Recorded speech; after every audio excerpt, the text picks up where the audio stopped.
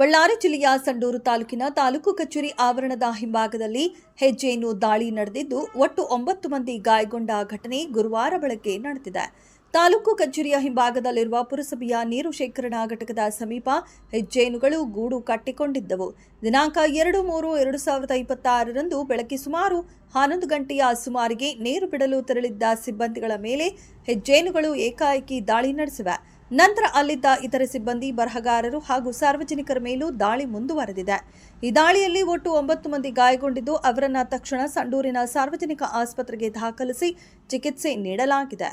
ವೈದ್ಯಕೀಯ ಚಿಕಿತ್ಸೆ ಬಳಿಕ ಗಾಯಾಳುಗಳು ಮನೆಗೆ ತೆರಳಿದ್ದಾರೆ ಎಂದು ಮೂಲಗಳು ತಿಳಿಸಿವೆ. ಘಟನೆಯ ಬಳಿಕ ಸ್ಥಳೀಯರಲ್ಲಿ ಆತಂಕ ವಾತಾವರಣ ನಿರ್ಮಾಣವಾಗಿದೆ.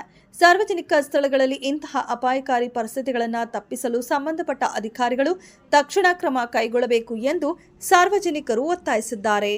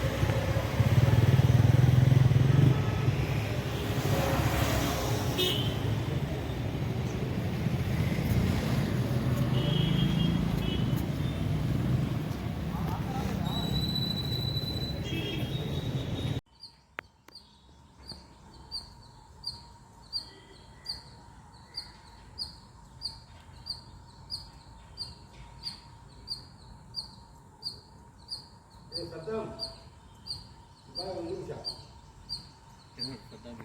Saddam, para.